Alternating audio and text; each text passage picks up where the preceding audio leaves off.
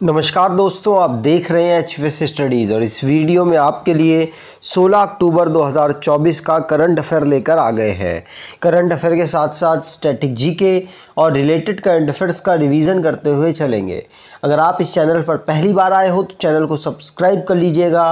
Video अच्छी लगे तो वीडियो लाइक करके ज़रूर जाइएगा। लास्ट में आपके लिए क्विज़ रखा है, उस क्विज़ को ज़रूर सॉल्व कीजिएगा। चलिए बात करते हैं लास्ट डे के क्विज़ की। लास्ट डे आपसे क्वेश्चन पूछा गया था, the Nobel prize for literature 2024 was awarded to Han Kang. She is from which country? तो साहित्य के लिए 2024 का नोबेल पुरस्कार हान कांग को दिया गया। वह किस देश से बिलोंग करते हैं? तो ये साउथ कोरिया से बिलोंग करते हैं। लिटरेचर की फील्ड का इनको इस बार का अवार्ड दिया गया है। आप सभी ने आंसर सही दिया था और डिटेल में दिया था। आज के पहले क्वेश्चन की बात करें। पहला क्वेश्चन है, which state has become the third state to conduct a caste based census? तो कौन सा राज्य जाति आधारित जनगणना कराने वाला तीसरा राज्य बन गया है? तो ये आंध्र प्रदेश और बिहार के बाद तीसरा राज्य तेलंगाना बना है जो जाति आधारित जनगणना करा रहा है। ध्यान रखिएगा, तेलंगाना जो कि थर्ड स्टेट बना है कास्ट सेंसस कराने वाला। इससे पहले आंध्र प्रदेश और बिहार के द्वारा कराया गया था, उसके बाद अब तेलंगाना बना है जो कि ये अपना देखना चाहता है कि सोशियो इकोनॉमी और एजुकेशनल इम्प्रूवमेंट के लिए ओबीसी, एससी, एसटी और अदर वीकर सेक्शन है उनकी कितनी पॉपुलेशन है, जिससे कि उसी हिसाब से ये अपने यहाँ पर अलग अलग जो सुविधाएं हैं वो लोगों को प्रोवाइड करा सके। इनका मेन लक्ष्य ये है करना। अब नेशन संबंधित जो करंट अफेयर्स बने हैं उनको रिवाइज करते हैं। पहला क्वेश्चन पढ़ लिया। दूसरा, इंडिया, नेपाल, बांग्लादेश, इन्होंने अभी trilateral power trade agreement sign किया है जिससे कि तीनों देश मतलब नेपाल से बांग्लादेश में बिजली को पहुंचाया जा सके और भारत इसमें मदद कर पाए। प्रधानमंत्री नरेंद्र मोदी जी के द्वारा अनाउंस किया गया कि 2 कॉन्सुलेट्स यूएसए में भारत के खोले जाएंगे। सेंट्रल गवर्नमेंट के द्वारा union territory Andaman and Nicobar island की कैपिटल पोर्ट ब्लेयर का नाम चेंज करके श्री विजयपुरम किया गया।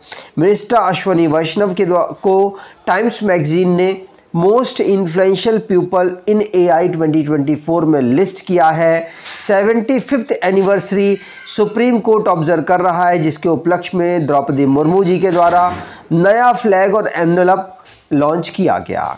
अगला, The 2024 Nobel Prize in Economics was awarded to Daron Acemoglu और Simon Johnson, James J Robinson for which study? तो अभी हाल ही में नोबेल प्राइज इकोनॉमी के क्षेत्र में डैरेन एसमोगलू, साइमन जॉनसन और जेम्स ए रॉबिन्सन को दिया गया है और इनकी किस स्टडी के लिए ये इनको अवार्ड मिला है? तो ये इनको इसलिए मिला है कि किस प्रकार से इंस्टीट्यूशन को फॉर्म किया जाए और किस प्रकार से वो अफेक्ट करता है प्रॉस्पेरिटी को, इसके लिए इनको ये अवार्ड मिला है।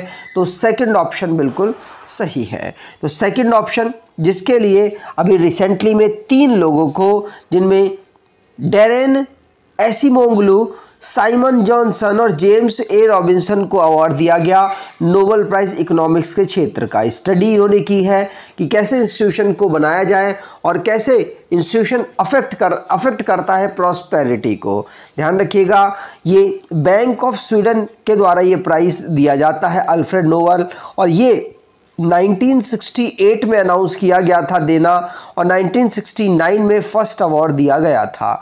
वैसे नोबेल प्राइज़ 1901 से दिए जा रहे हैं। सबसे अंतिम में इसी इकोनॉमिक्स का नोबेल प्राइज़ देना शुरू किया गया था। अब अवार्ड से रिलेटेड जो क्वेश्चंस बने हैं उनको रिवाइज करते हैं।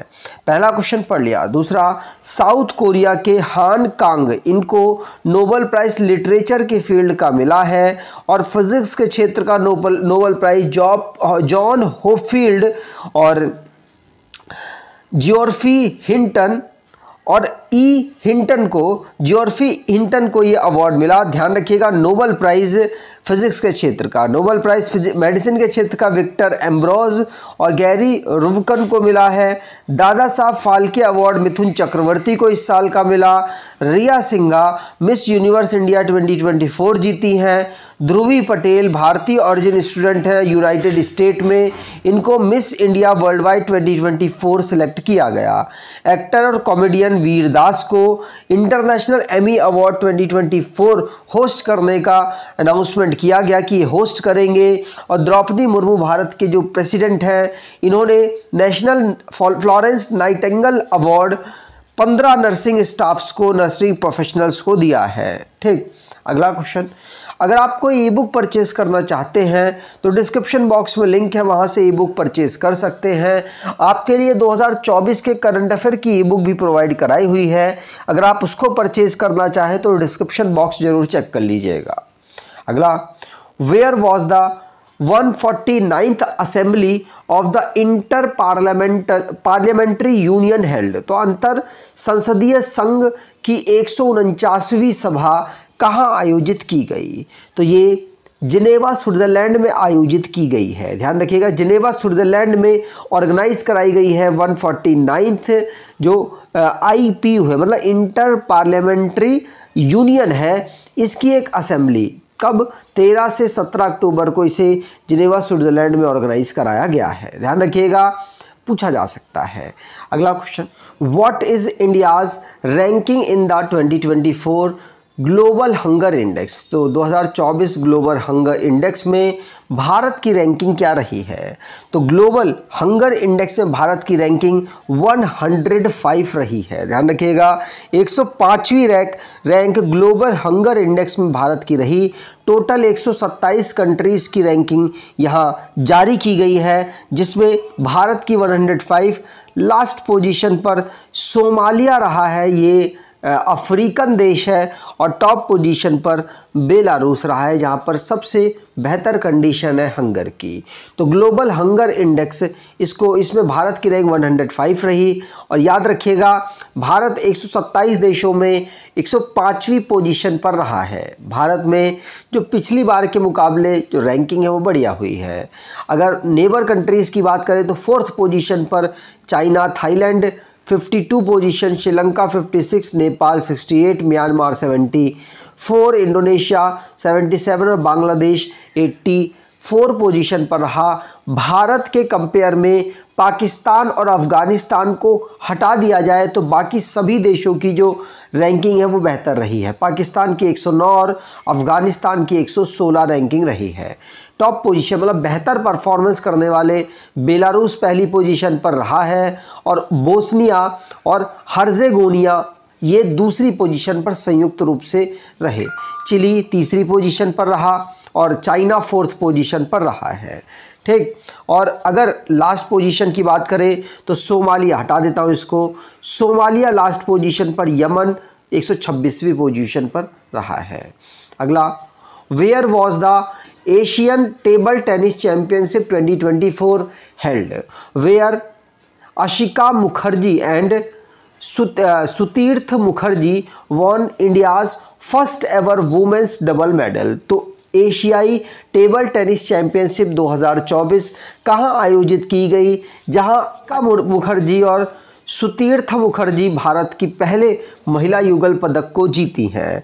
तो ये इसको ऑर्गेनाइज कराया गया है कहाँ पर? तो अस्ताना, ये कजाकिस्तान की कैपिटल है अस्ताना, वहाँ पर ऑर्गेनाइज कराया गया है, जहाँ पर भारत की जो युगल फीमेल कैटेगरी में जो भारत की पेयर्ड है उनके द्वारा यहाँ जीत दर्ज की गई। First time Asian table tennis में ऐसा हुआ है। अगला question, Who will take oath as the new chief minister of Jammu and Kashmir? तो जम्मू और कश्मीर के नए चीफ मिनिस्टर कौन बने हैं? तो ओमार अब्दुल्ला ये जम्मू कश्मीर के नए चीफ मिनिस्टर बने हैं। नेशनल कॉन्फ्रेंस के लीडर हैं ओमार अब्दुल्ला, जिन्होंने शपथ ली और नए चीफ मिनिस्टर जम्मू कश्मीर के जो यूनियन टेरिटरी है, ये यूनियन टेरिटरी जम्मू कश्मीर के पहले चीफ मिनिस्टर भी बन गए हैं, क्योंकि जब से यूनियन टेरिटरी 2019 से जम्मू कश्मीर बना था तब से चुनाव नहीं हुआ, अब चुनाव हुआ है। उसके बाद उमर अब्दुल्ला ये नए chief minister Jammu and Kashmir के बन चुके हैं। अगला question, recently S Parameshwar has been appointed as the chief of which company. तो हाल ही में जो एस परमेश्वर है उनको किस कंपनी का प्रमुख नियुक्त किया गया है? तो इंडियन कोस्ट गार्ड के ये प्रमुख, ये चीफ अपॉइंट हुए हैं। ध्यान रखिएगा, एस परमेश्वर ये इंडियन कोस्ट गार्ड के सेंट्रल गवर्नमेंट के द्वारा नए चीफ अपॉइंट किया गया। परमेश्वर जो कि फॉर्मर डीजी राकेश पाल जी की जगह लेंगे, और राकेश पाल के बाद अब भारतीय जो कोस्ट गार्ड है इसके एस परमेश्वर अगले हेड होंगे। Who has build the Indian navy new ship समर्थक। तो भारतीय नौसेना के नए जहाज समर्थक का निर्माण किसने किया है? तो समर्थक का निर्माण L&T शिपयार्ड के द्वारा किया गया है। सेकंड ऑप्शन सही, L&T शिपयार्ड के द्वारा समर्थक जो कि इंडियन नेवी का मल्टीपर्पज़ वेसल है, जिसको अभी रिसेंटली में बिल्ड किया गया। ये जो शिप है ये इंडिजीनियसली कंस्ट्रक्ट की गई है कट्टुपल्ली शिपयार्ड में। किसके द्वारा? L&T शिपयार्ड के द्वारा इसको डेवलप किया गया। आत्मनिर्भर भारत और मेक इन इंडिया इनिशिएटिव के अंतर्गत इसको डेवलप किया गया और अब ये नेवी को सौंप दिया गया है। अगला question, who was named ICC player of the month for September 2024। तो सितंबर 2024 के लिए ICC player of the month किसे चुना गया? पुरुष में। तो पुरुष खिलाड़ी में ये श्रीलंका के प्लेयर हैं कमिंडू मेंडिस को यहाँ पर प्लेयर ऑफ द मंथ चुना गया है। श्रीलंका के प्लेयर कमिंडू मेंडिस ये पुरुष में प्लेयर ऑफ द मंथ चुने गए और पहले प्लेयर ये बने हैं मेंडिस जो कि मतलब 8 मैचों में अपने करियर में इन्होंने इस अवार्ड को प्राप्त कर लिया है। अगर वुमेंस की बात करें तो टैमी ब्योमंट ये इस बार फीमेल कैटेगरी में प्लेयर ऑफ द मंथ चुनी गई है। अगला, who was recently appointed as the MD and CEO of Bandhan bank. तो बंधन बैंक के MD और CEO के रूप में किसे नियुक्त किया गया? तो ये नियुक्त किया गया है पार्थ प्रतिम सेन गुप्ता को। किसको? पार्थ प्रतिम सेन गुप्ता को बंधन बैंक का CMD एंड CEO नियुक्त किया गया। ध्यान रखिएगा। अब लास्ट डे के करंट अफेयर्स को रिवाइज करें तो नोएल टाटा ये बन चुके हैं, नोएल टाटा ये चेयरमैन बन चुके हैं टाटा ट्रस्ट के। साउथ कोरिया के पर्सन है हांग कांग, इनको नोबेल प्राइज लिटरेचर की फील्ड में प्राप्त हुआ है। हिंदुस्तान एरोनॉटिक्स लिमिटेड इसकी ये 14th एंटरप्राइजेस बन चुका है जिसको महारत्न स्टेटस भारत सरकार ने दे दिया है। एल सत्य श्रीनिवासन ये CEO government e market place के एडिशनल CEO के रूप में अपॉइंट हुए हैं। इंडिया जिसने जो होस्ट करेगा ISSF जूनियर वर्ल्ड कप 2025 और हरमनप्रीत कौर के द्वारा रिकॉर्ड बना दिया गया। 76 किलोग्राम कैटेगरी में ये वेट लिफ्टिंग करती हैं। कैमूर बिहार का एक डिस्ट्रिक्ट है जहां पर सेकंड टाइगर रिजर्व बिहार का बनाया गया है। और इंडिया जो कि second highest team T20 score करने वाली ये बन चुकी है इंटरनेशनल क्रिकेट में। और गंगटोक सिक्किम की कैपिटल है जहां पर आर्मी की पहली फेज की conference army commanders conference 2024 organise हुई है। वर्ल्ड माइग्रेटरी बर्ड डे 2024 ये इसको अक्टूबर में ऑब्जर्व किया गया। प्रोटेक्ट इंसेक्ट्स प्रोटेक्ट बर्ड्स इसकी थीम रखी गई है। आज की क्विज की बात करें, what is India's ranking in the 2024 global hunger index. तो 2024 ग्लोबल हंगर इंडेक्स में भारत की रैंकिंग क्या रही है? कमेंट बॉक्स में डिटेल में आंसर दीजिएगा। अगर आपको ये वीडियो अच्छी लगी है तो आपसे अनुरोध करूंगा वीडियो को लाइक कर दीजिएगा, चैनल को सब्सक्राइब कर लीजिएगा और अपने कुछ दोस्तों तक वीडियो को शेयर जरूर कीजिएगा। धन्यवाद।